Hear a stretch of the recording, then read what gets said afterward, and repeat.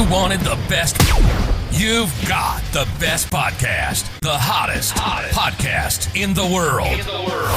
The Chris Voss Show, the preeminent podcast with guests so smart you may experience serious brain bleed. The CEOs, authors, thought leaders, visionaries, and motivators. Get ready. Strap yourself in. Keep your hands, arms, and legs inside the vehicle at all times, because you're about to go on a monster education roller coaster with your brain. Now, here's your host, Chris Voss. Hi, folks, Voss here from the ChrisVossShow.com. Ladies and gentlemen, there are these things that makes official. Welcome to the big show. As always, for 16 years and 24 episodes, we've been bringing the Chris Voss Show because we wanted to. We just thought, you know what? We should lift the world. We should make the world better. We should improve the ideas and thoughts and minds and knowledge that people have. I'm not sure if I'm accomplishing that personally, but we have these great guests that come on the show that do it, and they share their wonderful stories, their journeys, their lessons of life. But I need you to share the message, eh? Go to goodreads.com. Tell your friends to go to facebook.com/Chris Voss, linkedin.com/Chris Voss, goodreads.com/Chris Voss, all those crazy places on the internet. Opinions expressed by guests on the podcast are solely their own and do not necessarily reflect the opinions of the host or the Chris Voss Show. Some guests of the show may be advertising on the podcast, but it is not an endorsement or review of any kind. Today's featured author comes to us from bookstolifemarketing.co.uk. With expert publishing to strategic marketing, they help authors reach their audience and maximize their book success. Today, an amazing young man on the show. We're going to be talking about his book that came out May 22nd, 2025. It's entitled Empower Patients, Two Doctors Cure for Healthcare. Dr. Deane Waldman is on the show with us today, and his co-author was Vance, if you're searching for that on Amazon. We're going to get into it with him, talk to him about his insights and his experience and why he wrote the book. Welcome to the show, Dr. Waldman. How are you? I'm great. Thank you. Thank you, and thanks for coming on the show. Give us your .coms, anywhere you want people to find you on the interwebs. Oh, it's easy. It's just DeaneWaldman.com. Although, as I mentioned to you, my mother put an E on the end of Deane, even though we're not French. So it's DEANE Waldman. But the website I really want people to pay attention to, which isn't up yet, won't be for another month, is empowerpatients.info, because what I'm trying to do is actually cure a patient, and the patient's name is U.S. Healthcare. Well, I heard it's in critical condition in the emergency room. It's actually on the way to the morgue if we don't do something. We're hoping it's going to zombify or reborn. Maybe it's a zombie now. That might be a better analogy. I don't know. So what's this about? You say there's problems in the healthcare. Are you sure? Give us a 30,000 overview of some of the details in the book. It's really, in a sense, very simple. We are spending more than anybody else in the world by an order of magnitude, actually. We spend more on healthcare, our system, than the entire GDP of Germany, the fourth most productive nation on earth. We spend on a system which doesn't work. Namely, people can't get care. The care they get is variable. You just mentioned before we went on air that you were scheduled for something to be done. And then, oh, by the way, the insurance company said, nope, can't do it. We're going to have to reconsider this. And meanwhile, you have a condition that should be taken care of. And it can be taken care of if the damned insurance company wouldn't get out of the way. Yeah. It's crazy. I had a schedule 2 days from now on Friday to have an inaugural hernia done. And I've dealt with this for a while now. It's been 2 months. We've been trying to get this done. It's been scheduled for a month. And I got a call 2 days before, and they said that the hospital they were going to do the surgery at, my doctor is covered under my insurance, but the hospital they were doing the surgery at didn't take my insurance, and they couldn't get an exemption. So now they have to reschedule me another 2 weeks out, and I have to go to a different hospital for the surgery. So yeah, which means either that you go to a different doctor, or the doctor goes to a hospital that he isn't used to operating at. Either way, it's not optimal care. Yeah.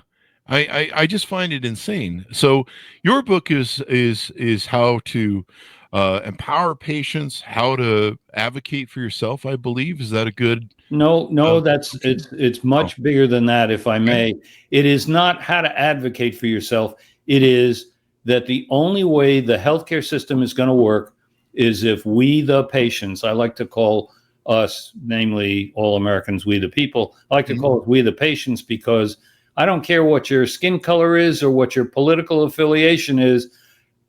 All of us, sooner or later, need healthcare. We have that in common. That's why I call us we the patients. So the only way this system is going to work is when we, the patients, take control of our money. And when we have control of our money, we can then control the healthcare we get. But the problem is there's a third-party payment system, and basically the government is in charge because all the insurance companies follow federal regulations. So the bottom line is we, the patients, don't control our healthcare or our money, and the doctors can't do what they know best for the patient because they got to follow somebody else's rules rather than their own judgment. Yeah. My solution to this, in sort of my elevator speech, my solution to this is we need to take control of our money.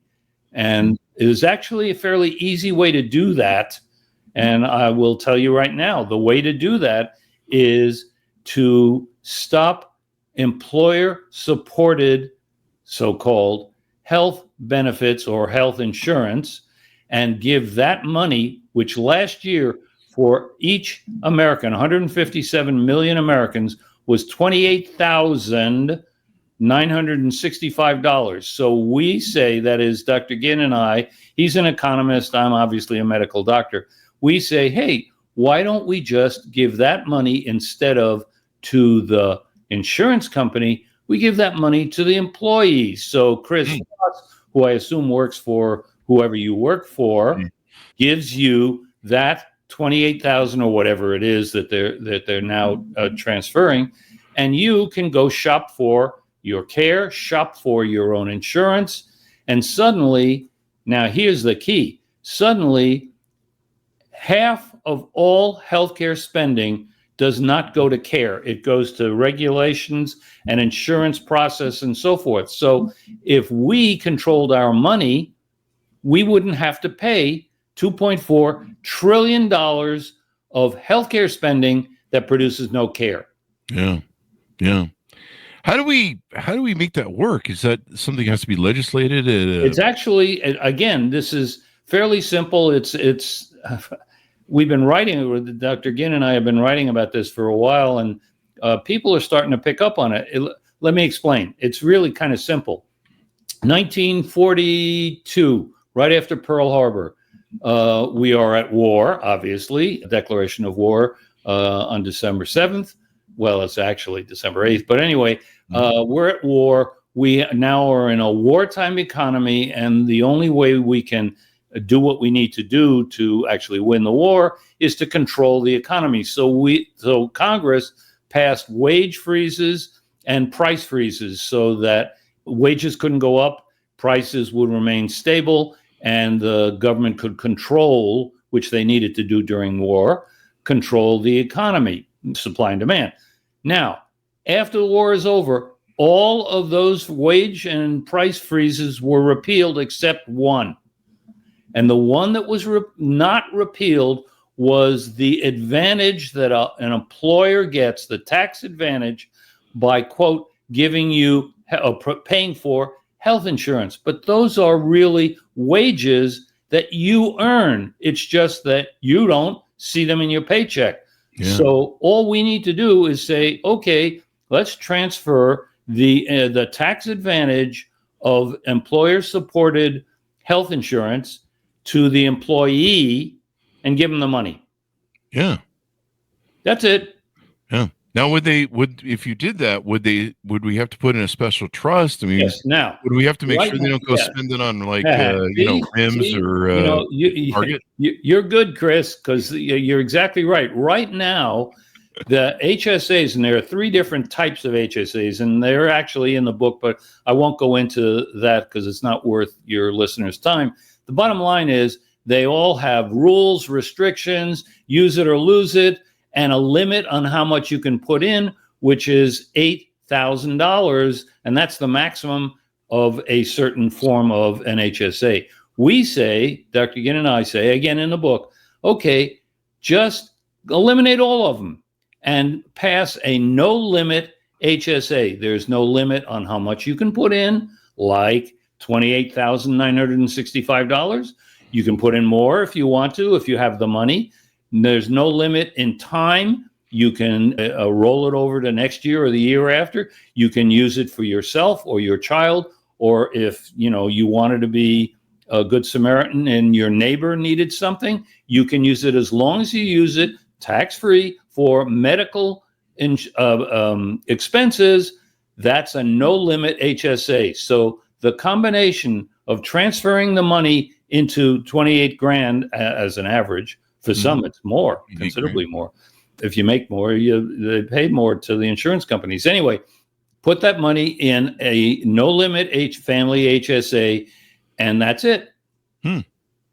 So what's the likelihood we can get this to happen, or what needs to happen? Do enough patients need to stand up and say, enough of this bullshit, we're not taking anymore? Sorry to answer that. I do know the answer, and the answer is there are all sorts of people, very powerful special interests, and you can all name them. And in a minute, I'm going to include the doctors for temporarily, who would be opposed to this because A, it's different. B, a lot of people will lose money. C, a lot of bureaucrats, especially federal ones, will lose their jobs because we don't need them anymore, because we don't need all those federal regulations. So will there be opposition? The answer is huge opposition. What needs to happen is the following. And that's the reason we wrote the book, the reason we wrote this paper that came out from the Americans for Tax Reform and went to Congress about 2 weeks ago. The whole point is this won't happen. This cure, this fix that will work. This won't happen if we don't have a big million people groundswell of just average Americans who read the book and then say, that's right. They're right. I want to control my money and my health care, and I need to get that done. Well, how do you get it done? I don't know about you, but I have literally never talked to any of my federal senators or Congress people in my entire life. However, like so many Americans, I know who my state legislator is. I'm sure you know who your person is. You see him at the grocery store, you know who the heck he is, especially in Texas, and which is where I am. And my point is, we need a groundswell of millions of Americans who go to their state legislators and say, hey, we want this. We want to control our money. We want the government to get, the third parties to get out of the doctor's chair. And the way to do that is for you, state legislator, to lobby the federal people to change the system, because at the current time, we are going to go broke. We, the United States, are going to go broke probably before we, the people, are going to go broke trying to get care. Yeah, it is crazy. I've lived a pretty healthy life all my life, and I've never really been exposed to the healthcare system. This Good will be for the you. first. I've been really lucky. As I have to tell you, as I say to my medical students over and over, if you want to live a long, healthy life, choose your parents very carefully. Choose your parents very carefully. Yeah. And yeah, at one time I had four matriarchs alive in my family up to my great grandmother. So hey, great. It appears I might have their side of the family's genetics. Genes. Good for you. But yeah, the last time I was in surgery was when I was 22. I'm 57 now. And this is my first foray. I've never been to the emergency room since I was a kid. Those kid things. And so this is my first foray into the shit show, and it's been a shit show. It's you got to go meet with this person to what is it, the primary care provider? And I'm that's right. You got to go through this whole process. I've never had to deal with this ever. I mean, everybody else is looking at me going, I don't see, dude, this is welcome to the show. Yeah, everybody's jealous of you because they've had to deal with the system, and apparently you haven't. Yeah, I haven't, and it's just insane. It's just insane. In fact, I was just reading the note from the doctor, and it's not that the hospital they were going to have the surgery at doesn't take my insurance. It's that they don't take the insurance from the exchange. So they actually do use Aetna. They just don't use it from the Obamacare ACA exchange. Like, what the fuck? I'm sorry. They've got all these rules that are built into these various contracts. Yeah. And the whole point of the system, I'm sorry to say this, it pains me. The strategy that is used by insurance companies, every one of them, is what we call the 3D strategy: delay, defer, and deny. The longer they don't pay for your care, the longer they hold on to your money, and it's your money, and the longer and the more money they make, more profit they make by simply holding on to the money. Yeah. And then they just figure you die and they keep your money. It's just crazy. Now, tell us about you. You've been in the field and seeing all this go on for 40 years. Is that correct? Actually, longer. A very long story, which I will not again waste much of your time with. But I come from a medical family, and when I say medical, everybody in my family for the last 4 generations have been doctors. So I didn't have much of a choice. I actually claim to be the first child raised on the island of Manhattan who asked for piano lessons and was turned down because my mother was afraid that I would go into music. And, all of my cousins, my father, my grandfather, 4 uncles, they're all doctors. Anyway, so I became a doctor. Fortunately, I found something that I really liked doing, which was taking care of children with heart disease. And you're going to say, gee, isn't that depressing? Well, the fact is, when I entered medical school, the mortality rate for children with congenital heart disease was at least 50%. When I retired, which is just a few years ago, the mortality was less than 2%.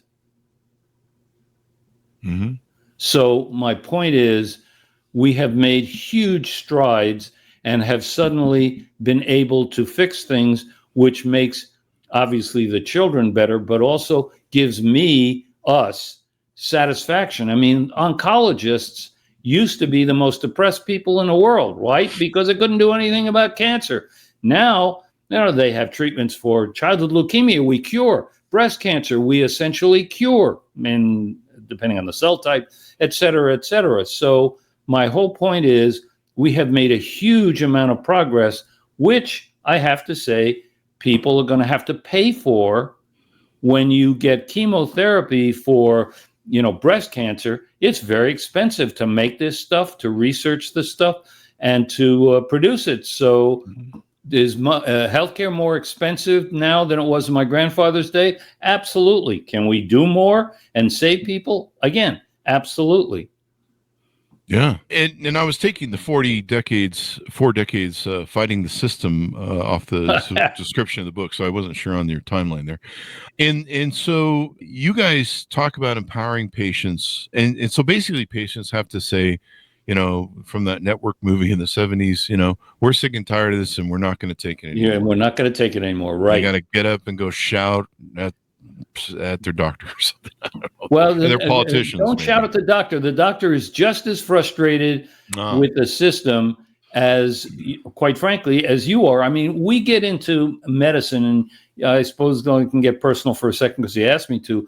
We get into medicine, I would say at least 90% of us, and I include the nurses very much here. We get in for what I call the psychic reward. Yeah. The fact is, sure, some doctors make a lot of money and a lot of doctors don't.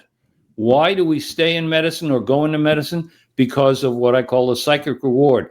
There is nothing that makes me more satisfied in the world than having a baby come in who is blue, and we do what we need to do. We do the right diagnosis and the cath and the surgery and whatever, and we send him home as a healthy, normal child who, God willing, is going to live a normal life. That's my payment. and that's the nurse's payment, and that's your surgeon's payment, because I guarantee you he ain't going to get paid a lot from the insurance company, but he's going to feel really good that when Chris Voss walks out of that place, he will no longer be in danger of something bad happening with what your condition is now. Well, I'd like to see this happen. I mean, the rules of this game are just so insane. Like if you're, if you can't move to another state if you have insurance in one state, or it's hard to, like my mother has got, retirement insurance that she got from being a teacher for 20 plus years. She can't move. Her insurance is stuck in the state, as far as I understand it. I won't say the name because I don't want to get into legal trouble. I have a very well-known, well-respected insurer who doesn't accept HSAs. Wow. So, no. Hello. We should explain what that is for people that don't know an HSA. An HSA is what's called a health savings account. We prefer to call it a health spending account. And what we like to have is a no limit account that is tax-free to the patient, so the patient can go and shop for what we call direct pay medical care. Some people call it concierge care. You can get it both medical care, pediatric care. There are 4 free market surgical centers here in Texas, where if you go there, it's cash on the barrelhead, and quite frankly, the prices range from 10% to the maximum I found of 40% of the insurance charge. In other words, whatever the charge is for the procedure that you need done, if you had this no limit HSA and had $28,000, $30,000, $40,000 in the account that you've saved up over the last 2 or 3 years, you're a healthy man. You probably saved a hell of a lot more than that. You could just pay for it right out of your HSA. That would be a thing to do. We've had people on the show that do those private insurance things where they pool money. Have you ever heard of that? Yes. Yeah. Are those? But is that the same thing, or is it different? Is it's still not the patient controlling the money flow. Oh, okay. The only way that it really works to the patient's advantage is if the patient controls the money flow. Yeah. And it might help if control pricing, because it's so insane you can't get like a price list. Like if I go to McDonald's, I can see the prices, and I can see. I got news for you. If you work in, as I did for 40 odd years, in university hospitals, I don't know what the prices are. Because they don't, for my services, they don't tell me. B, they have contracts with various different insurers, and the insurers negotiate different prices. So depending on wrong, that's a wrong statement. Different payments. The price is the price. Okay. I know what the price is. What I don't know is what insurance company A is going to pay, because it's going to be a hell of a lot less than my price. And I'll give you a great example. My charge to do a cardiac cath. It's a procedure where you put catheters as small plastic tubes inside a baby's arteries and veins, and you do things inside the heart. By the way, while it's moving, not a terribly easy thing to do. You got to spend years and years of training. That's what I did. Anyway, my charge for that in a critically ill newborn baby ranged from as low as maybe $1,500. If I had to put in a device or use a balloon, could be as much as $7,000 or $8,000. All right, charges $1,500 to say $7,000. Medicaid, which is most of my patients, because they're mostly children, they're all children. Medicaid pay its quote maximum allowable reimbursement. You ready? $387. Didn't matter what my charge was. I could charge $10 million. Didn't make any difference. They paid $387. Take it or leave it. Wow, that's crazy, man. You got that right. Yeah. So that's why, as a matter of fact, since we're on this subject for a second, one of the reasons that price transparency, which is, and a number of the things that Trump has done, I like. This is one of them that I like, but I don't. And the reason is price transparency only works when the person who sees the price is the person who's paying the price. So, you'll go and look for, in my case, we'll pick on me, cataract surgery, because I'm old and I'm going to need cataract surgery pretty soon. Meanwhile, I can go and look at 3 or 4 doctors and say, okay, what is your charge for cataract surgery? And their offices can answer that question. They won't tell me how much he gets paid. So price transparency doesn't change my behavior. And so when they pass, and they have, price transparency for hospital charges, so you go and you see the hospital charge for cataract surgery of, say, $4,000. Okay, and then you go to another hospital and the charge is $3,000. But it's not my money that I'm spending. It's other people's money. So why should I go to the cheaper hospital? So price transparency will work only when the consumer, also known as the patient, actually is the person who's spending his or her money. And the way to get that done is back to what I call the transfer, which is, hey, employers, 157 million Americans have employer-supported health insurance, private insurance. Give that money to the employee and let him, and give it to him tax-free as long as he uses it for medical expenses. Put it in a no-limit HSA, and suddenly you will watch prices drop. You will watch doctors much happier because they don't have to go through all the hassle of insurance and trying to get payment. I mean, the average time that a doctor gets paid after he submits his bill is between 9 and 11 months. Wow. Excuse me. That's crazy, man. Yeah, this is why a lot of doctors left the business, is because it's just trying to get paid is a nightmare. People think that, and here I'm going to disagree with you. Yes, money is a factor, but the real factor is what I referred to earlier, which is the psychic reward. As long as you, Dr. X or Nurse Y, can't use your best judgment, you know what that patient needs. Yeah.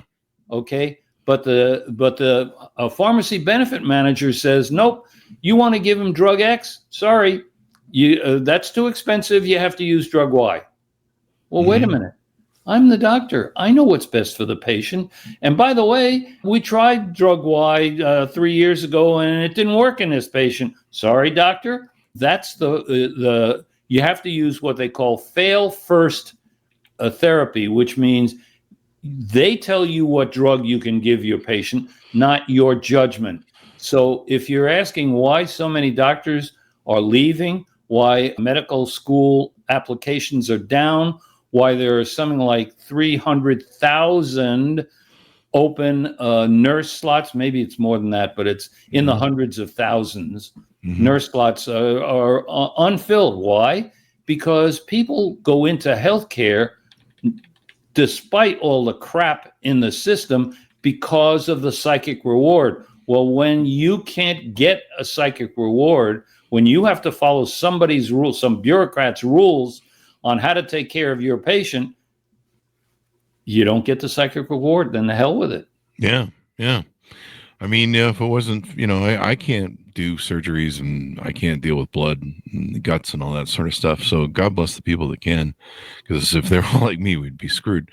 So is there, you've been studying this and researching it a lot. Of course, you've lived the decades of it. Is this the best way to get change made, or are there any other venues that we can take and pursue? Unfortunately, I'm going to say no, this is the only way, because let me explain. People talk about, well, the system in the United Kingdom. I went to school in England for a while, so I know their system actually quite well.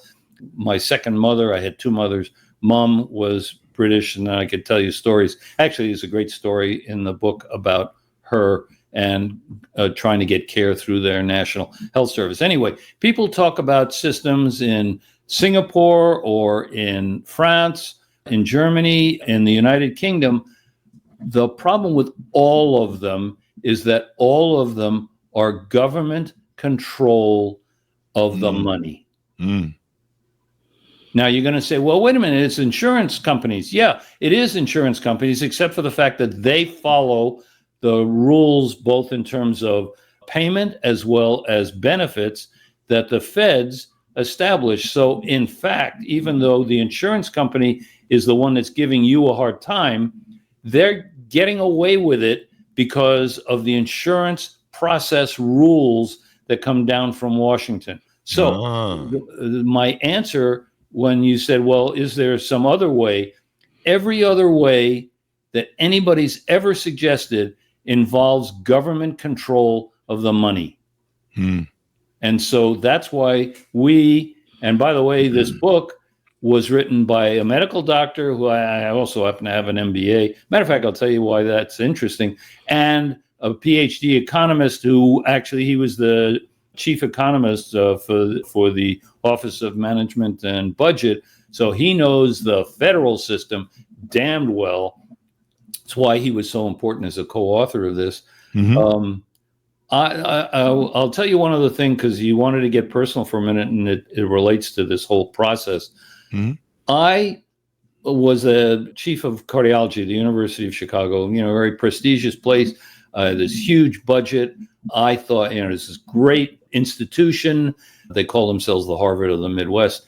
And I thought I could make the system responsive to patients. Example, I wanted evening office hours. There are a lot of people who have both mother and father work, and somebody's got to take off work to bring the kid to see me. So I said, well, let's have evening hours to help the patients. No, you can't do that, because we're going to have to pay the nurses double time if I want a human to answer the telephone. I've got some mother who just got told by the pediatrician that the kid's got a heart murmur. Now, it's probably nothing, but she thinks her child's going to die. She wants to talk to a human. Okay. Nope. You got to use the phone tree, Dr. Waldman. I'm sorry. I wanted to buy some stuff for my faculty. No, you can't do that. I went, well, wait a minute. Aren't I the chief of cardiology? Aren't I in charge of the budget? No, sir. Actually, it's the hospital that's in charge of the budget. Oops. So I figured, okay, it's my problem. I was not a good leader. I didn't know how to work the system. Okay. So I went back at the age of 55 to business school and got my MBA, figuring, okay, now I can work the system. Wrong. The fact is, I can't work the system because the system is structured to slow down care, to slow down a payment, and to basically elevate the number of people who are healthcare workers that don't provide care. In the book, we mention this, and it's actually what I call the key statistic that'll tell you why healthcare doesn't work in the United States. Between 1970 and 2020, which is 50 years, which is basically the whole time that I was practicing medicine, the supply of U.S. doctors increased 100%, namely it doubled, okay? Wow. At the same time, over those 50 years, the supply of non-clinical healthcare workers, that is bureaucrats, agents, lawyers, consultants, et cetera, people who don't deliver care, they increased by 4,400%. Wow. Excuse me, but taxpayers have to pay for all those people who don't deliver care. So that's where half of all healthcare spending goes to things that have nothing to do with actual medical care. That's $2.4 trillion last year. And so as a physician, I sit in my chair and I salivate going, imagine how much care we could give the American people if we had another $2.4 trillion to provide care. Yeah, that would make quite a difference. Yeah. I mean, the waste is just insane. We've had doctors on the show, and I think they were either attorneys or they were doctors, but I'm pretty sure they were doctors. I don't know. I'd have to go look. There's a number of people we've had on the show over the years, 2,400 shows. And basically they were saying that the language they see in contracts now that are coming out of insurance company for insurance coverage are just filled with all sorts of escape clauses to avoid paying. And remember, I told you, delay, defer, and deny. That is the strategy that makes profit for the third parties and slows down the ability for patients to get care. Do you feel as a doctor that patients, that Medicare, healthcare is a right, is a human right? No, forgive me. Now you touched on a very vital subject. The answer is no, for a very simple reason. Healthcare is my personal professional services. If it's your right, then you can tell me that you have to get. I have to give you care, and I can't say no. I become a slave. Yeah. Okay. What happened to freedom? What happened to freedom? So the answer is anybody who says healthcare, that is the professional work of a nurse or a doctor or a therapist, is my right, means that the doctor, nurse, or therapist is my slave. Wow. That is crazy, man. That is crazy.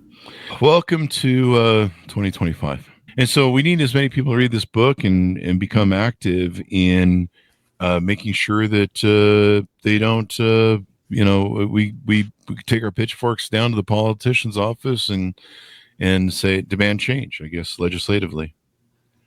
I would love it if, by the way, 50% of the proceeds from the book is going to Canine Companions for Independence. It's I don't know if you know the organization, but they provide service dogs for our vets, and cool. I think it's an awesome service. My point is, I want millions of people to read this book, and so people are going to say, well, you want to make money on it. Frankly, I would give it away if they would guarantee to read it, but since people don't value stuff that's free, I want people to pay for it. Now, having said that, to sort of follow up on what you just said, I would love it if 20 million Americans read this book, because if they did, they'd turn around and say, yeah, I'm going to pick up the phone and talk to my state rep and say, hey, read this book.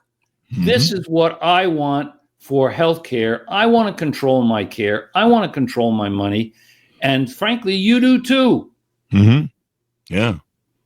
Yeah. It's, I think it would be better. I mean, as long as people can't spend it on rims and Target, I think, hey, if you want to take the money and spend it on a 50-inch TV, blow it up your nose. Okay. Or God forbid, then let you go fight with the IRS because I don't want CMS, that Centers for Medicare and Medicaid. I don't want them to control the no limit HSA.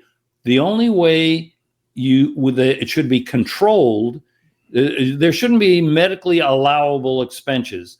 All you got to do is prove to the IRS that 50-inch TV, that new car that I bought with my HSA money, well, I needed it for medical purposes. And if you can make that case successfully, then more power to you. But I don't think so.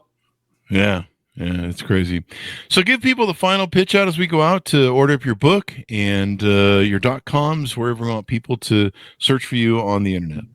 Well, they can find me at www.Deane, that's Deane with an E, Waldman. But when the website is up, which is next month, empowerpatients.info is the place to read this silly little book that's easy to read. There are a lot of really human stories in it that that will make you laugh or sometimes cry, and make your voice heard. That's what I want your listeners to come away and say, this guy Waldman may be crazy, but, he makes some sense. And I better read that book. And, if not for me, for my children. Yeah.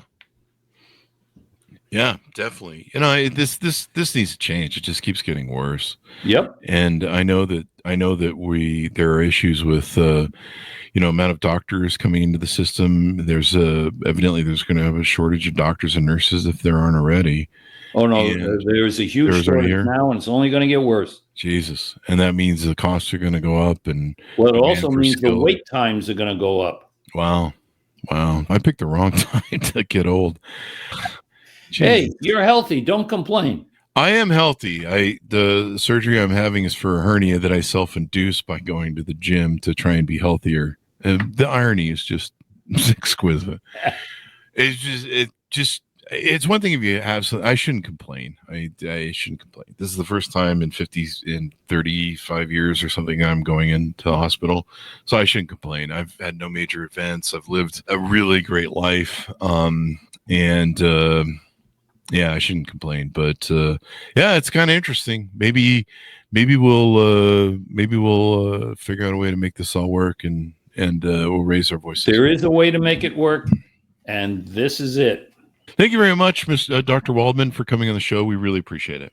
My pleasure. Nice talking to you. Pleasure to talk to you as well. And thanks to our audience for tuning in. Order the book wherever fine books are sold. Empower Patients. 2 Doctors Cure for Healthcare, out May 22nd, 2285. And people, let's get motivated to fix things, politics, healthcare, and shit. Maybe we can skip some episodes of The Bachelor or The Kardashians for a fucking change. And, who gives a shit what's going on with Taylor Swift? Maybe we should, fix the world, and then we can worry about the other shit later. That's just my opinion. Thanks for everyone for tuning in. And Taylor Swift's a nice gal, and that's all I'll say about. I'm not going to say anything about the Kardashians.